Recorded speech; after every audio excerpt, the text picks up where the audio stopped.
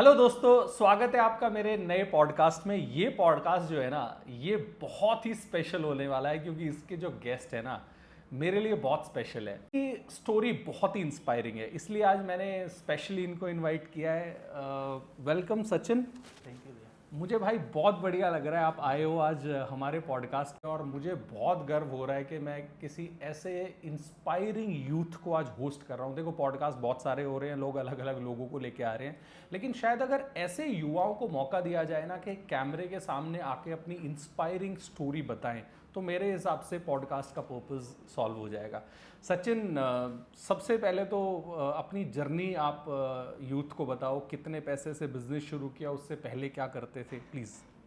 Start करा था। Starting में तो मतलब मेरे मन में ये था कि हाँ कुछ करना है, स्टार्ट अपना करना है, स्टार्टिंग से ही था।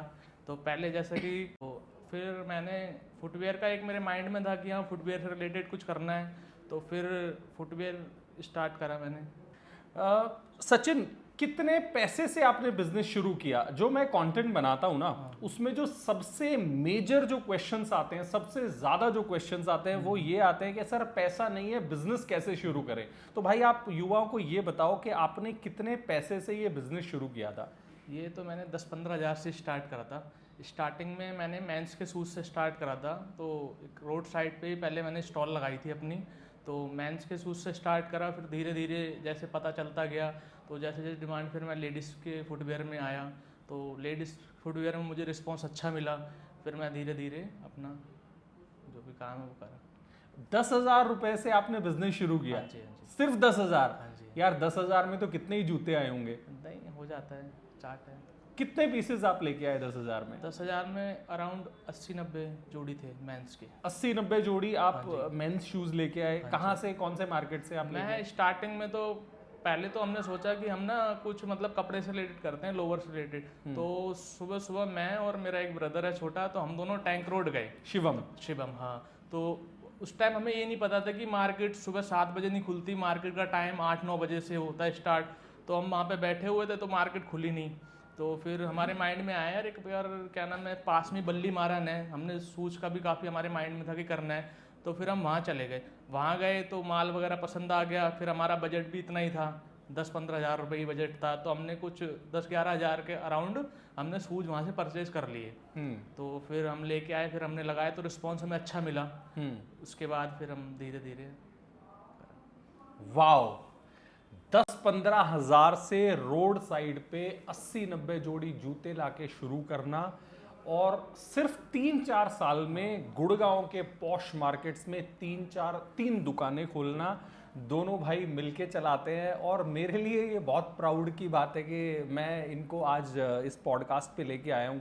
देखो, जैसे मैंने पहले भी बताया, पॉडकास्ट बहुत सारे लोग कर रहे हैं, लेकिन अगर ऐसे युवाओं को लाया जाए ना, जो एक्चुअली इंस्पायरिंग है सोसाइटी के लिए, लोग नहीं कर पा रहे हैं। लोगों को ये लगता है कि बिजनेस शुरू करने के लिए ना कम से कम 5-7 लाख 10 लाख रुपए चाहिए। बिल्कुल।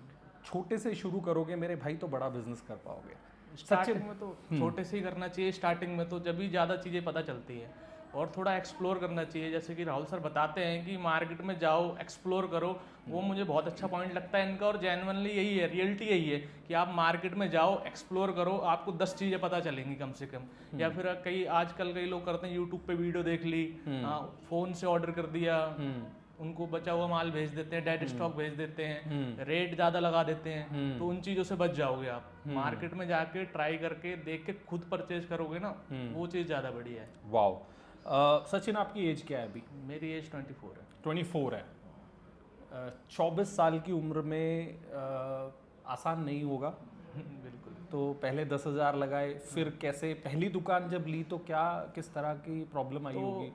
पहले जब हमने जो रोड साइड पे लगाया था, उसके बाद फिर हमें मार्केट का पता चला कि हाँ भाई पास में मार्केट है। तो वहाँ पे हमने दुकान के सामने एक स्मॉल अमाउंट में 5-6 हज़ार में हमने फ्रंट ले लिया उसका। कि भी हमको मतलब हमने बताया कि हमें ये लगाना है, तो उन्होंने बोला चलो ठीक है। तो स्टार्टिंग में हमने 5-6 हज़ार में फ्रंट ले लिया उसका। तो फिर उसके सामने हमने 2-3 स्टैंड लेडीज़ फुटवेयर के लगाए। तो किसी की दुकान के सामने किसी की जगह दुकान- लेके? हाँ, जगह लेके। ओके। तो फिर उसमें हमें लेडीज़ में हमें रिस्पॉन्स अच्छा मिला। फिर हमने पहली दुकान ले ली। तो फर्स्ट दुकान लेते समय हमने गलती ये कर दी कि उसमें हमने लीज नहीं कराई थी। तो लीज का एक बहुत बड़ा पॉइंट है कि हमने उसकी लीज नहीं कराई थी, ऐसी बातों में ले ली हमने दुकान। हाँ। मतलब नॉर्मल कन्वर्सेशन में ले ली। तो उसके बाद क्या हुआ, जब हमारा थोड़ा सा बिजनेस ग्रो करने लग गया तो जो लैंडलॉर्ड था उसका फिर मन चेंज हो गया कि नहीं भाई मैं तो इतना रेंट नहीं लूँगा, इतना रेंट लूँगा। तो फिर काफ़ी दिक्कतों का सामना करना पड़ा उस टाइम पे। उसके बाद फिर हमने मतलब रेंट बढ़ा के फिर हमने लीज उसकी करवाई। फिर एक पॉइंट ये पता चला कि कोई भी शॉप लो या कहीं भी जगह लो तो उसका लीज जरूर करवाओ स्टार्टिंग में। वंडरफुल भाई, ये मुझे लग रहा है कि हिस्ट्री का ना पहला पॉडकास्ट ऐसा होगा जिसमें जो गेस्ट है वो होस्ट के एक एक्स एम्प्लॉई रहे हों, और मुझे बहुत मज़ा आ रहा है पॉडकास्ट करने में। एक्चुअली मैं यही चाहता था कि मैं एक ऐसा प्लेटफॉर्म यूथ को दे पाऊँ जिसमें वो एक्चुअल बिजनेस की बात करे। देखो वैसे तो इंटरनेट पे देखोगे ना 40,000 लगा के 5 लाख रुपए महीने कमा लो, 10 लाख रुपए महीने कमा लो, ये सिर्फ हवाबाजी है। लेकिन एक्चुअल जो चीज़ है ना भाई वो यही है कि छोटे से शुरू करना पड़ेगा, मेहनत करनी पड़ेगी जैसे सचिन ने की है।